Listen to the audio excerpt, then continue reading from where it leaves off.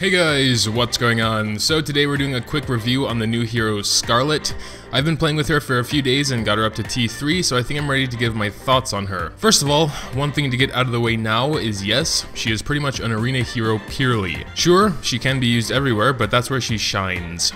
The main focus of her kit is her second skill, but we're going to talk about her first skill first since that's how we do things. Her first skill is a little subpar. It has a very small range and will only hit the front line, while being pretty expensive at 3 mana. It does have some CC on it in the form of knockdown, and when it's maxed, it will also have a 25% P.Def debuff attached to it. This perhaps gives her a bit of use outside of arena as a small amp for physical teams, and she also recovers some HP, but it won't make a massive difference in most cases, because a little bit of lifesteal will do the same. At T4 you can choose to make this skill cost only 2 mana, but I feel that's actually what it should have started out as. Or you can choose to give it a self-cleanse effect, which she already gives herself as well as everyone else with her second skill.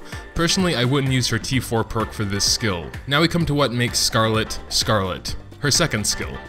It's a cleanse, it's a dispel, it's an attack, and it takes mana away from the enemy team. It hits everyone on the field, it has a quick casting time, it costs 1 mana, it has a short cooldown for what it is, you get 2 seconds of CC immunity when it's maxed, and finally, what some may not know, is she can use it while CC'd, since it has the cleanse effect on it. At T3, you can choose to also have it stun every enemy for 3 seconds, but this comes with an added 2 mana cost, bringing the total to 3. You can also choose to have it give a 15% reduction in damage for 10 seconds. I chose the perk where it stuns everyone, and it's working out pretty well. This skill alone hurts the Bao Leo teams very much. It can cleanse Leo's silence while removing Bao's shield, the two things that make that team so good in the first place. More on that later. For now we're gonna finish her kit.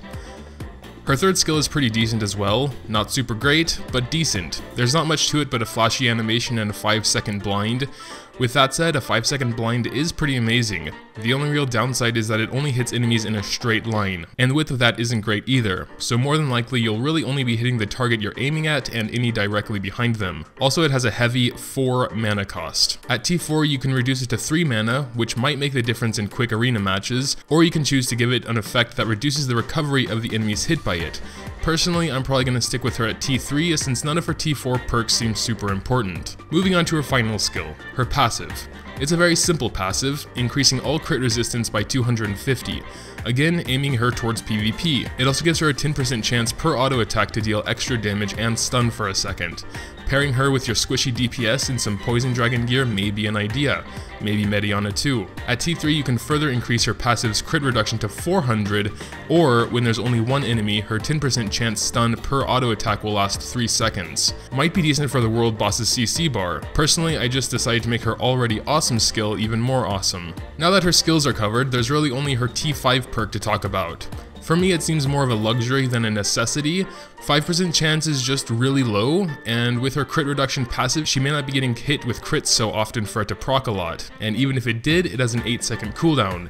Way too RNG for my taste, especially since she can dispel the positive buffs with her S2. Also, we can talk about how to build her. She can be tanky enough to be a solo tank if she's built as such, since arena battles are usually over very quickly, and in most cases it's the DPS who die first anyway. I'm building mine as sort of a sub DPS at the moment, since I'd like to bring along Ricardo for now. That might change later on down the line, but for now, I like the damage she brings. She needs mana quickly if you decide to go for her T3 perk that makes her second skill stun, but also costs 3 mana.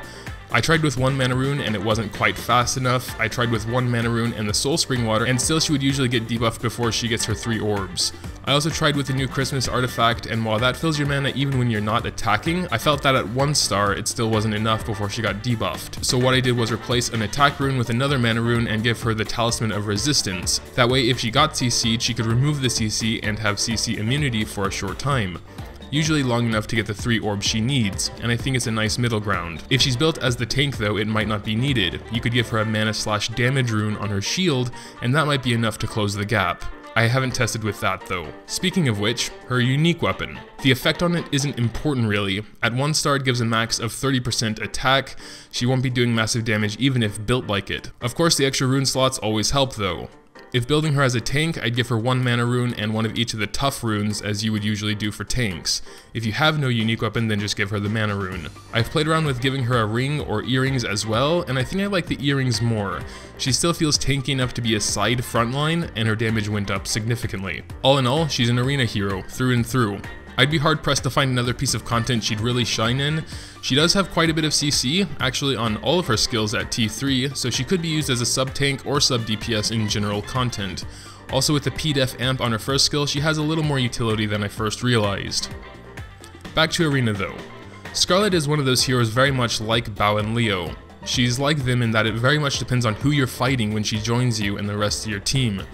For example, if you're fighting a team like Visca, Arch, Laius, and another Scarlet, she's not going to help you that much, especially when it's the only guy in Challenger with a 99% win rate. She's meant to be the answer to the cheese strats like Bao Leo, Coffin Jane, etc. Just those two strats are running rampant already, so your chance of meeting them are quite high. She's definitely not useless when not fighting cheese, just less so I feel confident in my choice to bring her along in all of my fights, whether there's cheese or not. And that concludes the Scarlet review. I'm not going to go too heavily into how she performs outside of Arena, since it's pretty self-explanatory.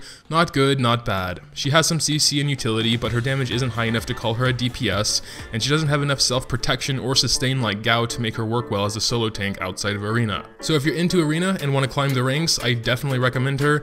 Not so much for beginners, as she won't help much in PvE content as other heroes, and that's where your main priority should be in the beginning. Drop your thoughts in the comments below if you so wish. Scarlet's still a very new hero, so there may be some territory still unexplored in her kit, the way to build her, and where she may be more useful. Leaving a like if you enjoyed would also be greatly appreciated. Thanks, as always, for watching, and until next time.